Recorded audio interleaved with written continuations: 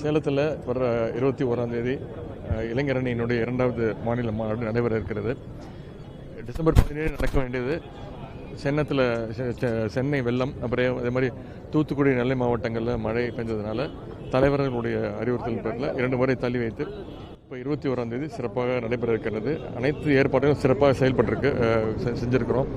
கிட்டத்தட்ட ஒரு 3-4 லட்சம் இளைஞரணி தம்பிமார்கள் கலந்து கொள்வார்கள் என்று எதிர்பார்க்கின்றோம். அனைத்து மாவட்டத்திலிருந்து வர்றவங்களுக்கெல்லாம் அந்த போக்குவரத்து வசதி, அங்கே உட்காரத்துக்கு வந்த இருக்கை வசதி, சாப்பாடு, காலை உணவு, மதிய உணவு எல்லாம் ஏற்பாடு செய்யப்பட்டிருக்கு. மாநில உரிமைகள் மீட்பு மாநாடு அப்படின்ற தலைப்பில் தான் மாநாடு நடக்குது. எனவே முதல் நாள் 20 தலைவர் வராங்க. 5:30 மணி அளவுக்கு மாநாட்டு பந்தலுக்கு வராங்க. இங்கேருந்து இந்த சுடரை நாங்கள் அனுப்பிச்சிருக்கிறோம். இளைஞரணி தம்பிமார்கள் அடுத்த 2 நாட்களுக்கு கிட்டத்தட்ட ஒரு 310 கிலோமீட்டர் இங்கேருந்து சேலத்திற்கு சாலை வழியாக இந்த சுடரை ஏந்தி அங்கே வராங்க. தலைவருடைய கைகளில் அது கொடுக்கப்படும். அங்கே இந்த சுடரை தலைவர் வாங்கி அவங்க ஒரு அடுத்த புகைப்பட கண்காட்சி, அதே போல் கடந்த 3 மாதங்களாக தமிழ்நாடு முழுக்க இருசக்கர மோட்டார் வசதியில் மோட்டார் வாகனங்கள் மூலமாக மாநாட்டிற்குடைய ஒரு விழிப்புணர்வு கிட்டத்தட்ட ஒரு 300 பேர் அதை மேற்கொண்டாங்க. அந்த பயணத்தை மேற்கொண்டாங்க. தமிழ்நாட்டுடைய அனைத்து மாவட்டங்களுக்கும் பயணம் செஞ்சாங்க. டிஎம்கே ரைடர்ஸ் அப்படின்ற ஒரு பேரில் அவங்க ஒரு கிட்டத்தட்ட ஒரு 1000 பேர் அந்த இருசக்கர வாகன பேரணியில் தலைவருக்கு அந்த வணக்கம் செலுத்துகிறாங்க. அதை தலைவர் ஏற்றுக்கொள்கிறாங்க.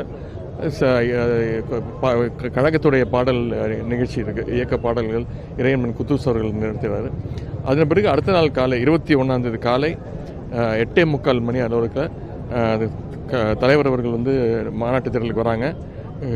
கழக துணை பொதுச் செயலாளர் அத்தை கனிமொழி அவர்கள் தான் கொடி ஏற்றுறாங்க.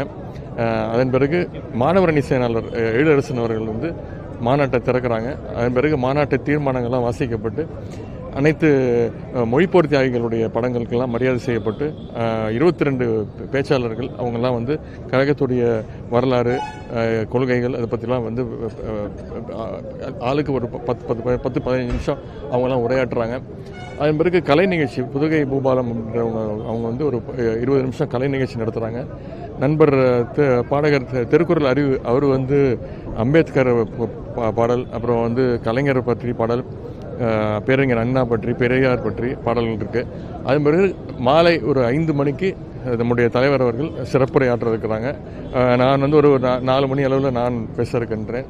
எனவே இந்த மாநாட்டு ஒருங்கிணைப்பாளர் நேரன் அவர்கள் கடந்த 5 மாதங்களாக மிகப்பெரிய ஒரு கடின உழைப்பு, அதேபோல் அங்கே இருக்கக்கூடிய சேலம் மாவட்ட கழக செயலாளர்கள் அண்ணன் செல்வ கணபதி அவர்கள், அண்ணன் ராஜேந்திரன் அவர்கள், அண்ணன் எஸ்ஆர்எஸ் அவர்கள், இவங்கெல்லாம் மிகப்பெரிய உழைப்பு கொடுத்துருக்குறாங்க. மாவட்ட இளைஞரணி மாவட்ட அமைப்பாளர்கள் மிகப்பெரிய உழைப்பு. அனைத்து மாவட்ட கழக செயலாளரும் இந்த மாநாட்டுக்கு மிகுந்த உழைப்பை கொடுத்துருக்குறாங்க.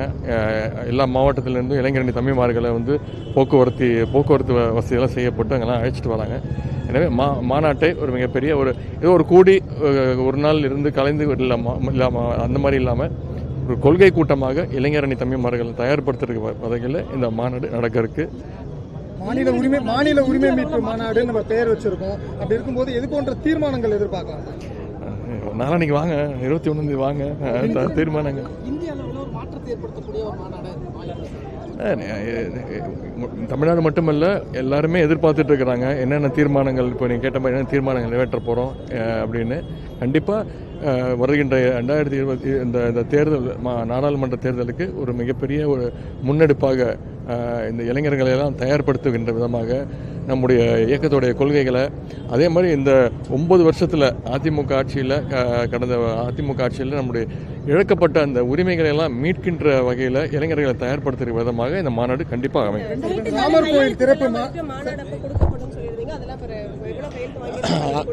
ஆரம்பிக்கும் போது 50 நாட்கள் 50 லட்சம் கையெழுத்துக்கள் இந்த நீட் தேர்வை அதுவும் நம்முடைய கல்வி உரிமை தான். அது 50 லட்சம் கையெழுத்துக்கள்னு பிளான் பண்ணோம். கிட்டத்தட்ட இப்போ 85 லட்சம் கையெழுத்துக்கள் வாங்கியிருக்கின்றோம். தபால் மூலமாகவும் இணையதளத்தின் மூலமாகவும் 85 லட்சம் கையெழுத்துக்கள் வாங்கியிருக்கோம். இதை வந்து மாநாட்டு மேடையில் தலைவர்கிட்ட ஒப்படைக்கிறோம். அதன் பிறகு தலைவருடைய ஒப்புதலை பெற்று டெல்லிக்கே சென்று நானும் நம்முடைய இளைஞர் தமிழர்களும் டெல்லிக்கு சென்று குடியரசுத் தலைவர் வந்து அவங்ககிட்ட அப்பாயின்மெண்ட் வாங்கி அவங்ககிட்ட ஒப்படைக்க போகிறோம். இப்போ ராமர் கோயில் திறப்பு இருக்கு இல்லையா சார், அதில் பங்கேற்பது அவருடைய தனிப்பட்ட விருப்பம், அதை அரசியலாக பார்க்கக்கூடாது அப்படின்னு சொல்லிட்டு அதிமுக சொல்லியிருக்காங்க.